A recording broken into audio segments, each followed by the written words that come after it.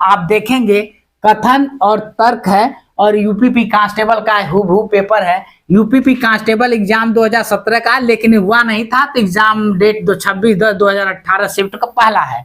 तो आइए देखते हैं कथन क्या करता है, और उसी का भाई है कथन और निष्कर्ष का, समझ लीजिए। तो उसी का मिलता जुलता पट्टीदार है। आइए देखिए कथन क्या कर रहा है। क्या निजी क्षेत्र को भारत में अस्पतालों को संचालित करने की अनुमति दी जानी चाहिए?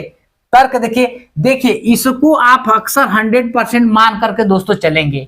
और इसके अलावा जैसे इसमें पूछ रहा है कि क्या अभी कर नहीं रहा, 100% सही नहीं है, क्या होना चाहिए? तो आइए देखते हैं क्या कह रहा है। हाँ, वे उन्नत पश्चिमी देशों में संचालित होते हैं। ऐसा क्या है, सिर्फ पश्चिमी देशों में संचालित होते हैं? ऐसा नहीं है, गलत है। दूसरा देखिएगा, नहीं, अस्पतालों को निजी हाथों में रखना खतरनाक है। ऐसा क्या हो सकता है क्या कि प्राइवेट अस्पताल है ही नहीं है ना? तो ऐसा नहीं, प्राइवेट बहुत सारे प्राइवेट हॉस्पिटल हैं। उसमें अस्पताल की बात करें तो हॉस्पिटल ऐसा मत समझिएगा कि कुछ और है। तो देखिए तर्क क्या कह रहा है। केवल तर्क पहला है मजबूत है, नहीं। केवल तर्क सेकेंड मजबूत है, नहीं। न तो तर्क पहला और न ही तर्क दूसरा है।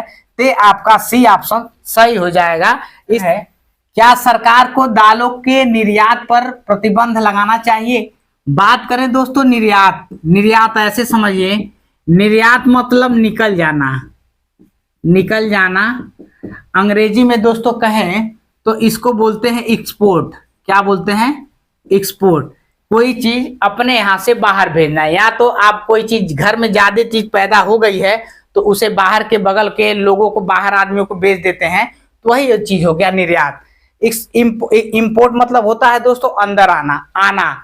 आयात ये चीज होता है, एक निर्यात होता है, एक आयात होता है।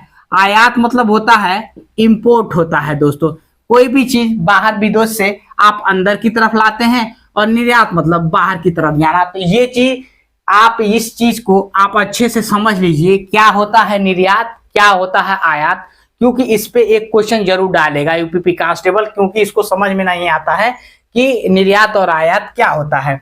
बात करते हैं दोस्तों, कह रहा है क्या सरकार को दालों के निर्यात पर प्रतिबंध लगाना चाहिए? दाल मतलब जो अरहर की खाते हैं, अरहर होता है ना दोस्तों, अरहर की दाल जो होता है, इसमें सबसे ज्यादा, इसको अंग्रेजी में बोलते हैं पल्स, इसका क्वेश्चन भी आता है। सबसे ज्यादा प्रोटीन दोस्तों इसी में पाया जाता है। क्या पाता है? सबसे ज्यादा प्रोटीन पाया जाता है। ये सब क्वेश्चन है एक जीएस का, साइंस का।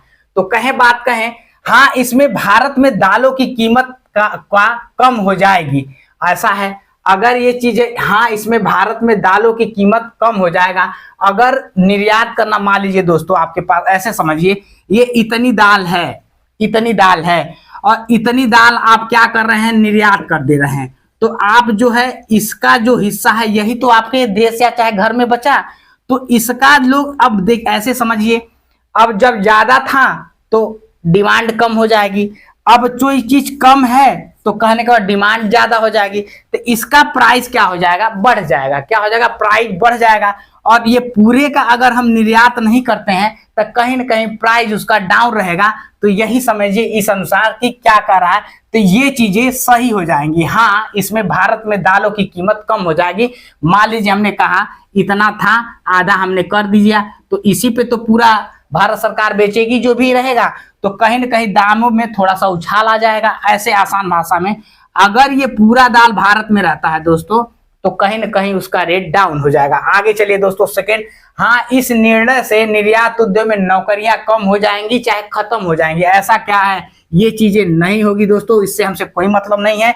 तो कहीं ना कहीं आप देखेंगे कि पहला ऑप्शन आपका सही हो जाएगा। देखिए दोस्तों अगला क्वेश्चन है, क्या अंतरजातीय विवाह को भारत में प्रोत्साहित किया जाना चाहिए? ये भी दोस्तों यूपीपी कांस्टेबल का क्वेश्चन है जो पेपर में पूछा हुआ है।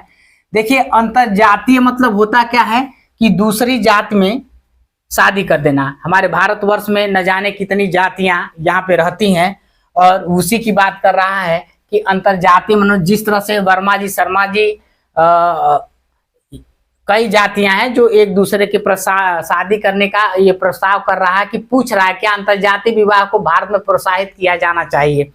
तो कहीं ना कहीं दोस्तों आप देखे होंगे कि कोई लड़का एमबीबीएस कर रहा है यानी डॉक्टरी कर रहा है। देखिए डॉक्टरी भारत में ऐसा है ना कि पहले क्या होता है, पहले डॉक्टर लोग बन जाते हैं लेकिन डिग्री बाद में लेते हैं। ये चीज भारत का सबसे बड़ा विडंबना है। और बात करते हैं दोस्तों कि जिस तरह से कहते हैं MBBS, ऐसा मत सोचिए मियाँ बीवी बच्चे सहित है। Bachelor of medicine, bachelor of medicine, bachelor of surgery होता है दोस्तों इसका फुल फॉर्म, आप जानते होंगे आसान भाषा में, कहीं ना कहीं इसका एब्रिविएशन पहले पढ़े होंगे।